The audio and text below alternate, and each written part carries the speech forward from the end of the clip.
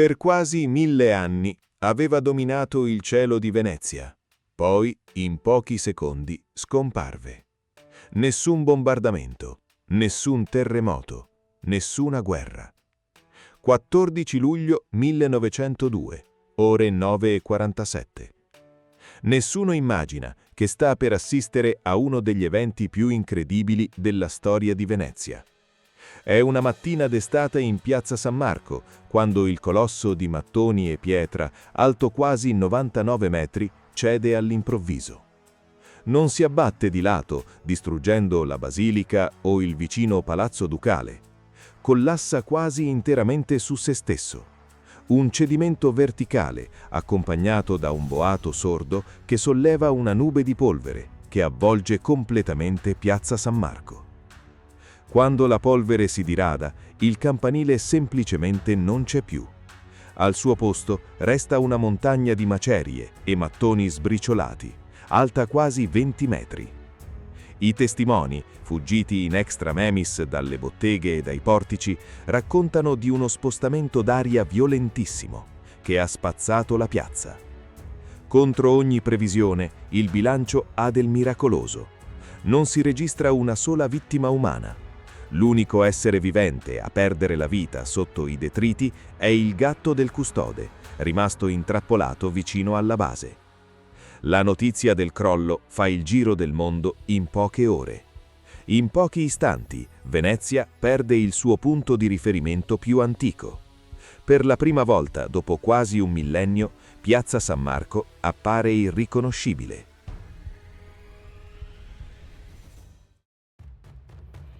Capitolo 1. Molto più di una torre. Per secoli fu il punto più alto e riconoscibile dell'intera laguna. Per chi arrivava dal mare, a bordo di galee mercantili o navi da guerra, il campanile era il primo profilo a stagliarsi sull'orizzonte. Era il segnale inequivocabile di essere arrivati a casa. Molto prima che apparissero le cupole della basilica, i marmi di Palazzo Ducale o le fitte trame delle calli, c'era lui. Ma questo gigante di mattoni non era nato semplicemente come torre campanaria per chiamare i fedeli alla preghiera. La sua vocazione originaria era molto più complessa e vitale per la sopravvivenza stessa di Venezia. Fin dalle sue origini, nel IX secolo, sotto il dogado di Pietro Tribuno, nel corso dei secoli fu utilizzato anche come faro per la navigazione, grazie a fuochi accesi sulla sommità, e assunse anche il ruolo di torre di avvistamento. Era l'occhio vigile della nascente Repubblica, un'infrastruttura fondamentale per proteggere la città dalle incursioni nemiche e guidare i mercanti attraverso le secche e i canali insidiosi. E qui sorge spontanea una domanda. Come poteva un colosso di tali proporzioni, pesante decine di migliaia di tonnellate, reggersi in piedi sull'acqua e sul fango? Per molto tempo si è favoleggiato della presenza di misteriose fondamenta di epoca romana. La realtà storica e ingegneristica, invece, ci racconta una storia diversa, ma non per questo meno straordinaria. A Venezia non si costruisce sulla roccia, si costruisce facendo in modo che l'edificio e il terreno lavorino insieme. Alla base del campanile, gli antichi costruttori veneziani realizzarono un'opera che ancora oggi suscita l'ammirazione degli ingegneri. Piantarono una fittissima rete di migliaia di pali di legno, conficcandoli in profondità, negli strati più compatti del terreno lagunare, per poi sormontarli con massicce piattaforme in trachite e pietra d'Istria. Un sistema elastico e solidissimo, realizzato riutilizzando in parte materiali di recupero ed elementi lapidei provenienti da costruzioni precedenti. Era la soluzione ingegneristica adottata dai veneziani per distribuire il peso immane della struttura, sfidando il cedevole terreno lagunare. Quelle fondamenta avrebbero sostenuto il campanile per quasi 1000 anni, ma la torre che il mondo avrebbe imparato a conoscere non nacque in un momento. Fu il risultato di secoli di incendi, fulmini, restauri e ricostruzioni, una lunga battaglia contro il tempo e contro la natura. Capitolo 2. 1000 anni contro il tempo. Se potessimo viaggiare indietro nel tempo e osservare il campanile nel IX secolo, stenteremmo a riconoscerlo. La sua forma definitiva non è il frutto di un unico progetto architettonico, ma il risultato di secoli di danni, restauri e ricostruzioni. Per secoli, il Colosso di Mattoni fu il bersaglio perfetto per i peggiori nemici di Venezia. Sopravvisse a numerosi terremoti che interessarono il Veneto e la laguna veneziana, ma la minaccia più grande e inesorabile arrivava dal cielo. Prima dell'invenzione del parafulmine, una torre così imponente e isolata era una vera e propria calamita per le tempeste. Le antiche cronache della Repubblica sono punteggiate di disastri. Nel 1288, nel 1417 e ancora nel 1489 la cima del campanile fu incenerita da fulmini devastanti che innescarono incendi spaventosi visibili a chilometri di distanza nella notte lagunare. Ogni volta i veneziani domavano le fiamme e lo ricostruivano, modificandone l'aspetto in una perenne rincorsa verso il cielo. Ogni incendio lasciava nuove cicatrici nella struttura. Il vero punto di svolta, quello che trasformò una torre priva della caratteristica sommità rinascimentale nel monumento che tutto il mondo conosce, arrivò all'inizio del Cinquecento. Dopo l'ennesimo fulmine e un violento terremoto, i lavori furono eseguiti secondo il progetto attribuito a Bartolomeo Bon, dando al campanile la sua inconfondibile fisionomia. Alla massiccia canna in mattoni fu aggiunta la luminosa cella campanaria in marmo bianco, sormontata da un attico decorato con i leoni di San Marco e le figure della giustizia, simbolo del buon governo veneziano, e sopra di essa venne innalzata la slanciata guglia piramidale. Ma il tocco finale, quello che diede letteralmente un'anima e un volto all'edificio, avvenne nel 1513.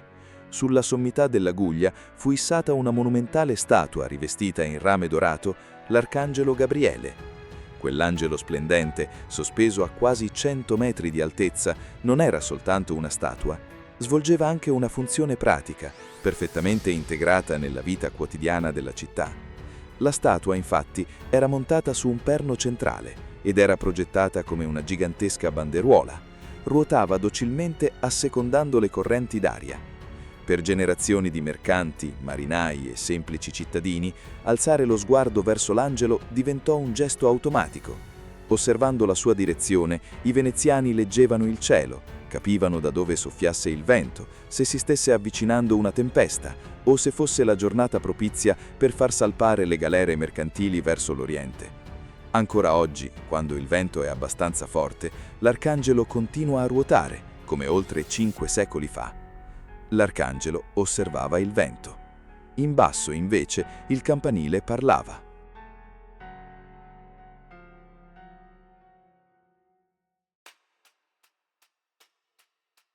Capitolo 3. Il gigante di Venezia. Il campanile non parlava con una sola voce. All'interno della luminosa cella campanaria in marmo battevano 5 cuori di bronzo. Erano le 5 campane storiche di Venezia.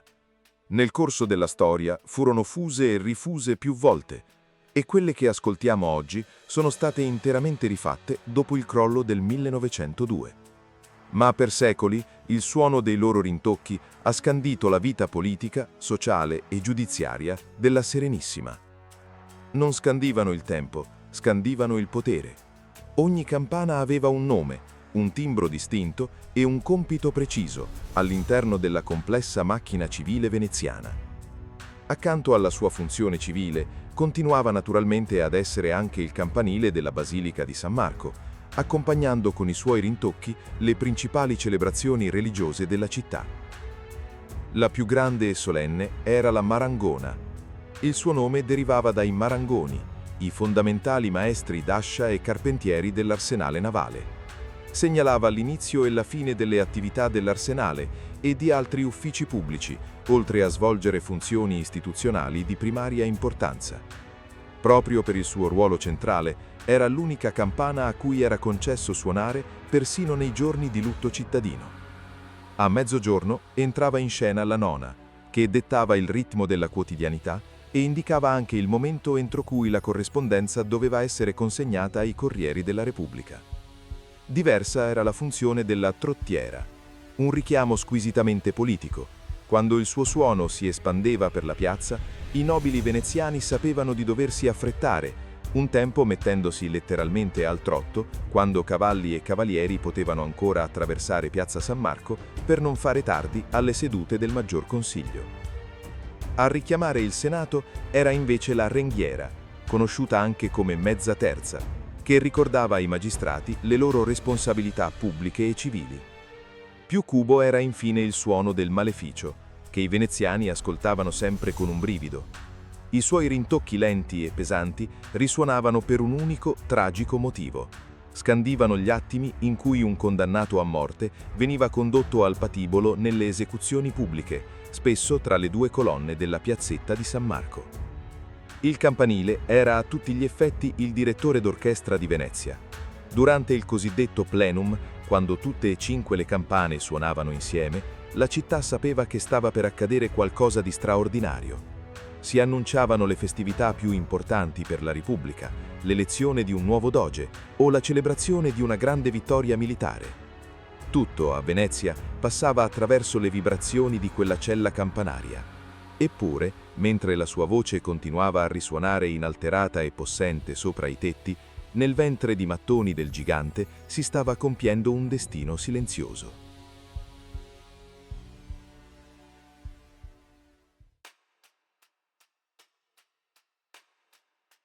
Capitolo 4.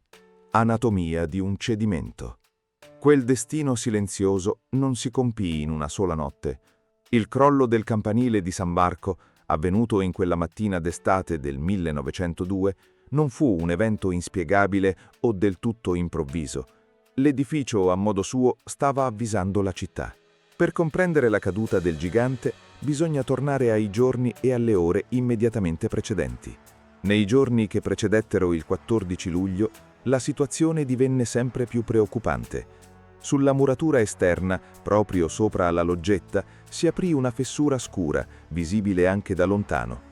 I passanti, i gondolieri e i commercianti della piazza cominciarono a notare frammenti di mattone e calcinacci che piovevano a terra. Le autorità corsero ai ripari. Vennero installate le prime transenne per tenere lontani i curiosi, mentre i tecnici della basilica e il proto responsabile della manutenzione si susseguivano in sopralluoghi sempre più tesi e concitati. Giorno dopo giorno la crepa principale si allargava, correndo lungo il fusto della torre. Ma cosa aveva innescato una simile crisi strutturale? L'indagine storica e ingegneristica ci impone prudenza. Non ci fu una singola causa determinante. Fu piuttosto una concatenazione di fattori, la convergenza di più cause che minarono un equilibrio ormai esausto. Bisogna considerare il degrado secolare della malta, le continue infiltrazioni di umidità, il lento cedimento differenziale delle murature e le innumerevoli microlesioni accumulate nel buio dell'intercapedine dopo secoli di fulmini, incendi e assestamenti. Tuttavia, tra le concause più accreditate del disastro c'è un intervento umano apparentemente banale. Nei mesi precedenti erano stati effettuati dei lavori di restauro al tetto in piombo della loggetta del Sansovino, il meraviglioso edificio rinascimentale addossato alla base del campanile. Per evitare che la pioggia scivolasse lungo le pareti e si infiltrasse nel tetto, i muratori avevano praticato un taglio orizzontale profondo nella muratura del campanile per inserire una scossalina protettiva. Secondo una parte della storiografia, quell'intervento potrebbe aver contribuito ad aggravare una situazione già fortemente compromessa. Quell'incauto taglio orizzontale interruppe la continuità della camicia esterna di mattoni, andando ad intaccare la struttura proprio nel punto in cui il carico verticale era più opprimente. Questo dettaglio tecnico potrebbe aver ridotto ulteriormente la capacità della muratura di distribuire gli sforzi. La sera di domenica 13 luglio la situazione era ormai fuori controllo. L'area attorno al monumento venne isolata per motivi di sicurezza. Sotto la luce dei lampioni, i veneziani osservavano il loro guardiano millenario, con il fiato sospeso. C'era nell'aria un senso di attesa e di profonda preoccupazione. Quando il campanile cadde, lo fece quasi interamente su se stesso, una circostanza straordinaria che evitò la distruzione della basilica e del palazzo ducale. Poche ore dopo, l'orologio avrebbe segnato le 9:47.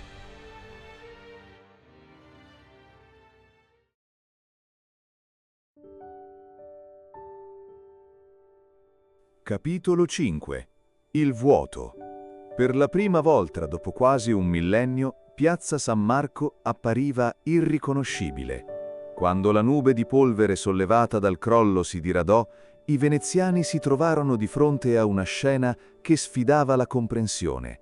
Al posto del gigante che aveva dominato la laguna, restava solo una montagna informe di macerie, alta quasi 20 metri. La loggetta del Sansovino giaceva sepolta sotto una piramide di mattoni sbriciolati. Quasi miracolosamente, la basilica di San Marco era rimasta in piedi. Anche il palazzo ducale aveva riportato soltanto danni limitati. Ma ciò che disorientava di più i presenti non era la terra, era il cielo. Un cielo improvvisamente, innaturalmente vuoto. Il trauma non fu soltanto fisico o architettonico, fu uno strappo profondo nell'identità stessa della città. Le fotografie scattate nelle ore successive mostrano folle silenziose, assiepate dietro i cordoni di sicurezza, che fissavano l'assenza del campanile, senza riuscire a capacitarsi di quanto fosse accaduto. Aristocratici, commercianti e semplici cittadini si mescolavano in un lutto condiviso. I giornali di tutto il mondo dedicarono le prime pagine all'evento, documentando lo sgomento internazionale. Venezia, la città che aveva sfidato imperi e dominato i mari, si scoprì provvisamente vulnerabile. Per molti veneziani sembrava mancare il punto di riferimento che aveva accompagnato la città per secoli. Il tempo continuava a scorrere sull'orologio della piazza, ma per la prima volta il campanile di San Marco non aveva più voce. Eppure, quello sgomento collettivo non durò a lungo, non si trasformò mai in rassegnazione. Fin dalle prime ore dopo il crollo, iniziò a diffondersi un'idea, destinata a diventare unanime. Il campanile di San Marco doveva risorgere.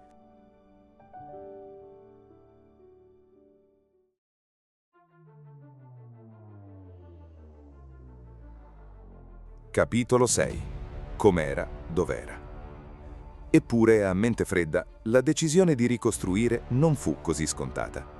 Nei giorni successivi al crollo, la città si spaccò in un acceso dibattito. Una parte del mondo culturale veneziano propose di non ricostruire il campanile o di reinterpretarlo in forme moderne, per non creare un falso storico e lasciare la piazza aperta verso la basilica. A chiudere ogni discussione fu il sindaco di Venezia, Filippo Grimani. Interpretando il sentimento profondo della popolazione, legò la decisione a una frase che sarebbe diventata il simbolo della scelta veneziana: com'era e dov'era.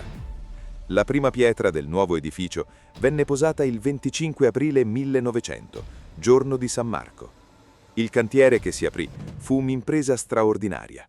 I tecnici scesero nel sottosuolo, ispezionarono le antiche fondamenta millenarie e le trovarono in condizioni sorprendenti, nonostante il crollo della sovrastruttura. Per sostenere la nuova torre, le allargarono, infiggendo nel fango lagunare altri 3076 tronchi, creando una base ancora più solida. L'edificio, che iniziava a salire verso il cielo, richiedeva attenzioni rigorose. La cortina esterna fu realizzata con oltre 1 milione di laterizi, cotti in fornaci speciali, per replicare il colore e la trama di quelli antichi. All'interno furono però introdotti materiali e soluzioni costruttive moderne che aumentarono la stabilità e migliorarono la distribuzione degli sforzi, rendendo la struttura più sicura, senza modificarne l'aspetto esterno. Nel frattempo, a terra, si compiva un lavoro di pazienza sovrumana. Dalla montagna di macerie emersero frammenti che sembravano perduti per sempre. La loggetta del Sansovino, frantumata in migliaia di pezzi, venne catalogata e ricomposta come un immenso e fragilissimo puzzle di marmo. Anche l'Arcangelo Gabriele fu ritrovato tra le rovine, ammaccato, piegato, ma sorprendentemente recuperabile. I maestri ramai di Venezia lo ripararono con devozione, preparandolo a riprendere il suo posto nel cielo. Restava un ultimo problema: la voce del campanile. Le storiche campane si erano schiantate al suolo e solo la Marangona si era parzialmente salvata. A restituire la voce a Venezia ci pensò un veneziano d'adozione illustre, Papa Pio X, che prima di salire al soglio pontificio era stato patriarca della città. Contribuì in modo determinante alla rinascita delle campane del campanile, che furono rifuse dopo il crollo. Ci vollero 10 anni esatti. Il 25 aprile 1912, giorno di San Marco, una folla sterminata riempì la piazza in ogni ordine di posto. I balconi traboccavano di persone, i tetti erano gremiti, le autorità, la famiglia reale, i cittadini. Tutti avevano gli occhi rivolti verso l'alto.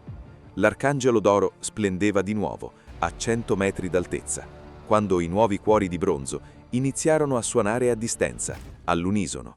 Per la prima volta dopo un decennio, sulla piazza cadde un lungo applauso liberatorio, mescolato a lacrime di commozione. Il vuoto era stato colmato.